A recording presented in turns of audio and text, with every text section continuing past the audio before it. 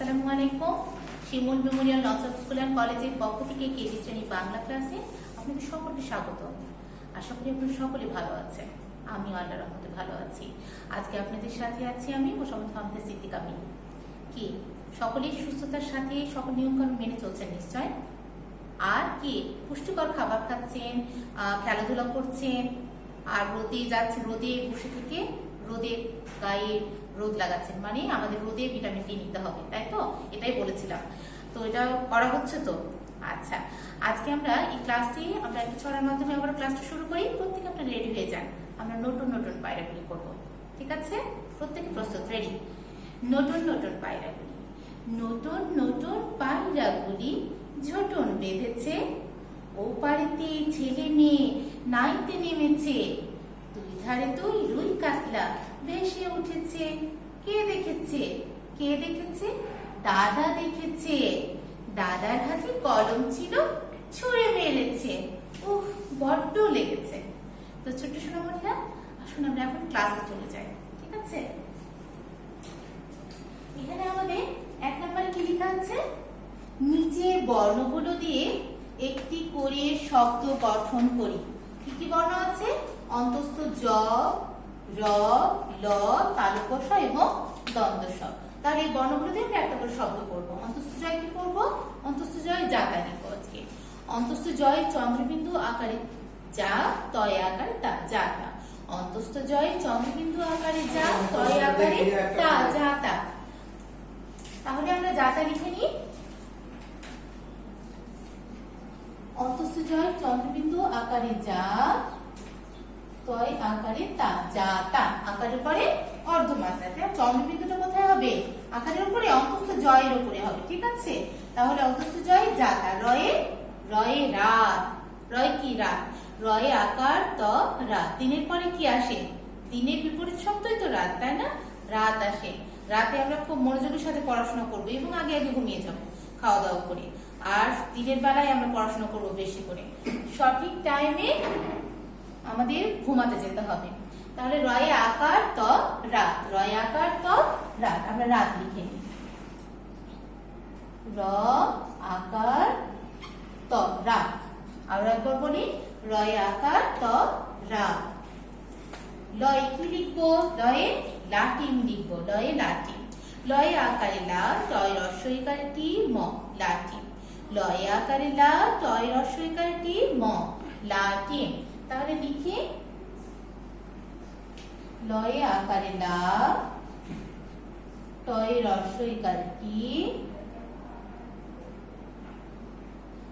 ম, লাটিম। লয়ে আকারে লা, টয় রস্বইকারে টি, ম, লাটিম। ঠিক আছে। আর তালব্য শয় কি? তালব্য শয়ে শহর, শালিকও পড়েছি আমরা, শহর বলি। তালব্য শ হ পয়শূন্য র, শহর। তালব্য শ হ র, শহর। তালব্য শ হ র, শহর। তালব্য শ হ র, শহর। এই তালব্য, তালে বর্ষ যেন আমরা না বলে দিই, ঠিক আছে? এটা তালে থেকে উচ্চারণ হয় বিধায় এটাকে বলা হয় তালব্য শ। তালব্য শ হ র, শহর। দন্ত স, দন্ত স আমরা পড়েছি সবুজ, সাগর, তাই না? তাহলে আমরা আজকে সাগর লিখবো।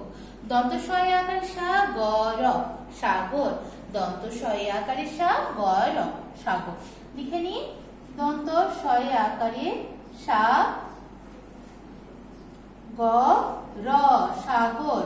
দন্ত স এ আকারে সা, গ, র, সাগর। ঠিক আছে? এটার নাম কি? এটার নাম দন্ত স। দন্ত মানে দাঁতের কাছ থেকে উচ্চারণ হয় বিধায় এটার নাম হচ্ছে দন্ত স, ঠিক আছে? দন্ত স এ আকারে সা, গ, র, সাগর। ঠিক আছে, এবার 2 নম্বরে যাই। কি লেখা আছে? বাংলা বছরের চতুর্থ, পঞ্চম ও ষষ্ঠ মাসের নাম বাংলায় লিখি। তাহলে আমরা 12 মাসের নাম, আমাদের তো 12টা মাস, তাই না? 12 মাসের নাম একবার আমরা পড়ে নিই। বৈশাখ, জ্যৈষ্ঠ, আষাঢ়, শ্রাবণ, ভাদ্র, আশ্বিন, কার্তিক, অগ্রহায়ণ, পৌষ মাঘ, ফাল্গুন, চৈত্র।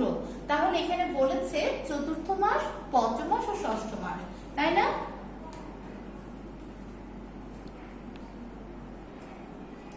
তাহলে শিক্ষার্থী বন্ধুরা, তাহলে আমরা চতুর্থ, পঞ্চম ও ষষ্ঠ মাসের নাম কি জানলাম? শ্রাবণ, ভাদ্র, আশ্বিন, তাই না? বৈশাখ, জ্যৈষ্ঠ, আষাঢ়ের পরে আসে শ্রাবণ, ভাদ্র, আশ্বিন। শ্রাবণ চতুর্থ মাস কি শ্রাবণ। তালব্য শয় রফলা আকারে শ্রাব মূর্ধন্য শ্রাবণ। তালব্য শয় রফলা আকার ব মূর্ধন্য ন শ্রাবণ। তাহলে আমরা লিখে নিই তালব্য শয় রফলা আকার শ্রাব ব মূর্ধন্য ন শ্রাবণ। তাহলে মূর্ধন্য কেমন মাত্রা? অর্ধমাত্রা। মূর্ধন্য ন অর্ধমাত্রা। শ্রাবণ। তালব্য শয় রফলা আকারে শ্রাব মূর্ধন্য ন শ্রাবণ পঞ্চম মাস। তাহলে শ্রাবণের পরে কি? শ্রাবণের পরে আসে ভাদ্র। শ্রাবণ, ভাদ্র। তাহলে ভাদ্র লিখি ভয়ে আকারে ভা, দয়ে রফলা। দয়ে রফলা। রফলা কোথায় বসে? রফলা বর্ণের নিচে বসে। আর জফলা কোথায় বসে? জফলা বর্ণের ডানে বসে, তাই না? তাহলে পঞ্চম মাস কি? ভাদ্র। ভয়ে আকারে ভা, দয়ে রফলা ভাদ্র। ভয়ে আকারে ভা, দয়ে রফলা ভাদ্র। তোমাদের যে সাপ্তাহিক পরীক্ষা হলো, আমি দেখলাম যে তোমরা আকারের উপরে মাত্রা দিয়ে দিয়েছো। হ্যাঁ, এটা কি হবে? এটা হবে না। আকারের উপরে মাত্রা দেয়া যাবে না। আকার হবে সবসময় এইরকম, ঠিক আছে? তাহলে আকারে হয় অর্ধমাত্রা, উপরে মাত্রা দেয়া যাবে না। ভয়ে আকারে ভা, দয়ে রফলা ভাদ্র। ষষ্ঠ মাস কি হবে? শ্রাবণ, ভাদ্র, আশ্বিন। তাহলে আশ্বিন বানানে স্বরে আ, তালব্য শয়ে বয়ে যুক্ত রস্বইকার দন্ত ন আশ্বিন। স্বরে আ, তালব্য শয়ে বয়ে যুক্ত রস্বইকার দন্ত ন আশ্বিন। এটা কি লিখলাম? যুক্তাক্ষর তালব্য শয়ে বয়ে। একটু লিখি, এই তালব্য শ লিখে দিয়েছি, খুবই সোজা। শুধু এই তালব্য শয়ের নিচের ডানটিতে কি দিতে হবে? ব লাগিয়ে দিলাম, তাই না? তাহলে হয়ে গেল তালব্য শয়ে বয়ে যুক্ত। তাহলে শ্রাবণ, ভাদ্র, আশ্বিন। স্বরে আ, তালব্য শয়ে বয়ে যুক্ত রস্বইকার দন্ত ন আশ্বিন। স্বরে আ, তালব্য শয়ে বয়ে যুক্ত রস্বইকার দন্ত ন আশ্বিন। আমরা 3 নম্বরে চলে যাই। 3 নম্বরে লেখা আছে শূন্যস্থান পূরণ করি। তাহলে ক নম্বরে কি দেয়া আছে? হংস ভাসে ড্যাশ। হংস ভাসে কি? হংস পানিতেই ভাসে, আমরা জ্ঞান পড়েছি, তাই না? আমাদের পরিচিত পড়া এটা। তাহলে হংস ভাসে জলে। হংস ভাসে জলে। জল মানে কি? পানি, তাই না? তাহলে বর্গীয় জ লয়ে একারে লে জলে। হংস ভাসে জলে। বর্গীয় জ লয়ে একারে লে জলে। হংস ভাসে জলে দাঁড়ি। তাহলে প্রশ্ন উত্তর শেষে আমাদের এখানে দাঁড়ি দেওয়াই আছে। খ নাম্বার দুঃখীদের দুঃখে ড্যাশ কাঁদে। দুঃখীদের দুঃখে কি কাঁদে? দুঃখীদের দুঃখে মন কাঁদে। আরেকজনের দুঃখে যদি আমাদের মনই না কাঁদে, তাহলে কেমন করে হবে? ম দন্ত না মন। ম দন্ত না মন। দুঃখীদের দুঃখে মন কাঁদে। দুঃখীদের দুঃখে মন কাঁদে। আরেকজনের কান্না দেখলেই কান্না আসে, তাই না? এটাই তো মানুষের নিয়ম। তাহলে গ নাম্বার হা হা করে কে হাসে? হা হা করে মন খোলা হাসি কারে হাসি যায়? শিশুরা হাসে, তাই না? তাহলে হা হা করে শিশু হাসে। তাহলে শিশু মানে কি? তালব্য শয়ে রস্বইকারে শি, তালব্য শয়ে রস্বইকারে সু, শিশু। তাহলে তালব্য শ কেমন মাত্রা? এটা হচ্ছে অর্ধমাত্রার বর্ণ। তাহলে তালব্য শয়ে রস্বইকারে শি, তালব্য শয়ে রস্বইকারে সু, শিশু। হা হা করে শিশু হাসে। ঘ নাম্বার ফাহিম খুব ভালো ড্যাশ। ফাহিম খুব ভালো মেয়ে, তাই না? ধরে নিয়েছো, মিস ভুল বলেছে। ফাহিম খুব ভালো ছেলে। ফাহিম খুব ভালো ছেলে। তাহলে ছয়ে একারে ছে, লয়ে একারে লে ছেলে। ফাহিম খুব ভালো ছেলে। ছয় একারে ছে, লয়ে একারে লে ছেলে। ছয় একারে ছে, লয়ে একারে লে ছেলে। ফাহিম খুব ভালো ছেলে। প্রশ্ন উত্তর শেষে কি আছে? দাঁড়িয়ে দেয়া আছে। আমরা 4 নাম্বার আইটেমে চলে যাব এখন। সত্য হলে স এবং মিথ্যা হলে মি লিখি, তাই না? তাহলে আমরা আজকে সত্য মিথ্যা লিখবো। সত্য হলে দন্ত স লিখবো, আর দুই সাইডে কমা দেবো। মিথ্যা হলে মি লিখে দুই সাইডে কমা দেবো, ইনভার্টেড কমা। ক নাম্বারে কি দেয়া আছে? সিংহ থাকে গহীন বনে। সিংহ কোথায় থাকে? গহীন বনে থাকে, তাই না? সঠিক কথা এটা। আমাদের ছড়াতেও সেটাই লেখা আছে। তাহলে সিংহ থাকে বই মানে এটা সত্য। আমরা কি লিখবো? সত্য হলে স লিখবো, দন্ত স, তাই না? দন্ত স, সত্য লিখে দিব না, তাহলে স লিখেছি, দন্ত স লিখেছি। খ নাম্বারে, দুঃসময় মানুষ পাশে দাঁড়ায়। দুঃসময় মানে কি? খারাপ সময়। তাহলে খারাপ সময় মানুষের ধর্ম হচ্ছে মানুষের পাশে দাঁড়ানো, মানুষের বিপদে এগিয়ে যাওয়া, তাই না? তাহলে দুঃসময়ে মানুষ পাশে দাঁড়ায়, এটি কি সঠিক না মিথ্যা? এটা সত্য। তাহলে আমরা এখানেও দন্ত স লিখবো, দন্ত স লিখে কমা, ইনভার্টেড কমা। গ নাম্বার, অসৎ পথে চললে জীবন চমৎকার হয়। এটি কি ঠিক? অসৎ পথে চললে জীবন চমৎকার হয় না। সোনামণিরা তোমরা খেয়াল করে দেখো যে অসৎ পথে নয়, সৎ পথে চললে জীবন চমৎকার হয়। তাহলে এখানে অসৎ লেখা আছে, তাহলে এটি কি হবে? মিথ্যা। অসৎ পথে চলে কখনোই জীবন চমৎকার হয় না। ময় রস্বইকারে মি, মিথ্যা হলে মি লিখবো, ময় রস্বইকারে মি।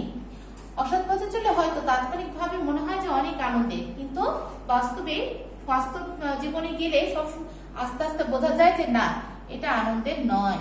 তাহলে অসৎ পথে চললে জীবন চমৎকার হয়, এটা মিথ্যা। ঘ নাম্বার, ফানুস। ফানুস উঠতে দেখি শিশু কাঁদে। ফানুস উঠতে দেখি শিশু কাঁদে। বেলুন দেখলে, ফোলানো কোনো জিনিস দেখলে তো বাচ্চারা আনন্দ পায়। তাহলে ফানুস উঠতে দেখে শিশু হাসে, এখানে কাঁদে দেওয়া আছে, তাহলে এটা কি হবে? মিথ্যা হবে। ময় রস্বইকারে, ময় রস্বইকারে মি, আমরা কমা দিব। আচ্ছা, 5 নম্বরে, নিচের ছড়াটির পরের চরণ লিখি। কি লেখা আছে? শিশুর পর লিখেছেন গোলাম মোস্তফা। শিশুর পর কে লিখেছেন? গোলাম মোস্তফা। ফুলের মতো গর্ব মোড়া, এখানে বলেছে পরের চরণ, তাই না? আমরা ছড়াটা একবার পড়ি তাহলে। এই করিনু পন মোরা, এই করিনু পন, ফুলের মতো গর্ব মোরা, কি হবে? মোদের এ জীবন। তাহলে ফুলের মতো গর্ব মোরা, মোদের এ জীবন হবে এখানে। তাহলে মোদের লিখে নি, ময় ওকারে মো, দয়ে একার রদে, মোদের এ, এ জীবন, পর্যয় জয়ে দীর্ঘ একারে জীব, দন্ত ন বন, জীবন, দাঁড়ি। তাহলে ময়কারে মো, দয়ে একার রদে, মোদের এ জীবন, পর্যয় জয়ে দীর্ঘ একারে জীব, দন্ত ন বন, জীবন, মোদের এ জীবন, ফুলের মতো গর্ব মোরা, মোদের এ জীবন, দাঁড়ি। আমাদের এই দাঁড়িটা অবশ্যই দিতে হবে, না হলে নম্বর কাটা যাবে। আমাদের লেখা শেষ, আমরা এখন মৌখিকে চলে যাব। আমরা কি কি পড়বো এখন? আগে পড়েছি, তাই না? আরো একবার পড়ে নিই। ফাহিমের প্রিয় ফুল কি? ফাহিমের প্রিয় ফুল গোলাপ। ফাহিমের প্রিয় ফুল গোলাপ, ফুলের রানী গোলাপ, তাই না? গোলাপ ফাহিমের তাহলে প্রিয় ফুল। কে থাকে গহীন বনে? কে থাকে গহীন মানে অনেক প্রাণী থাকে, তার ভিতরে আমরা ছড়ায় পেয়েছি সিংহ। তাহলে সিংহ থাকে গহীন বনে, সিংহ থাকে গহীন বনে। কার দুঃখে মন কাঁদে? কার দুঃখে মন কাঁদে? দুঃখীদের দুঃখে মন কাঁদে, দুঃখীদের দুঃখে মন কাঁদে। আমরা এখন ছুটি ছড়াটা একবার পড়ে নেব, তারপরে আবৃত্তি করবো, ঠিক আছে? তাহলে এখানে কি লেখা আছে? ছুটি লিখেছেন আমাদের বিশ্বকবি রবীন্দ্রনাথ ঠাকুর। তাহলে ছুটি কে লিখেছেন? রবীন্দ্রনাথ ঠাকুর। মেঘের কোলে রোদ হেসেছে, বাদল গেছে টুটি, কমা, আজ আমাদের ছুটি ও ভাই, আজ আমাদের ছুটি, দাঁড়ি। তো ছোট্ট সোনামণিরা সকলে আপনারা দাঁড়িয়ে যান, হ্যাঁ? আমরা আবৃত্তি করব।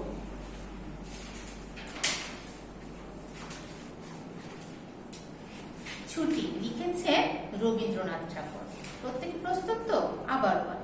ছুটি লিখেছেন রবীন্দ্রনাথ ঠাকুর। মেঘের কোলে রোদ এসেছে, বাদল গেছে টুটি, আজ আমাদের ছুটি ও ভাই, আজ আমাদের ছুটি। তো ছোট সোনামণিরা আজ এই পর্যন্তই। আপনার ফিডব্যাক খুব সুন্দর করে দেন, লিখে সুন্দর গোটা গোটা অক্ষরে লিখবেন সকল নিয়ম কানুন মেনে। সেই পর্যন্ত আপনারা ভালো থাকেন, সুস্থ থাকেন। আসসালামু আলাইকুম।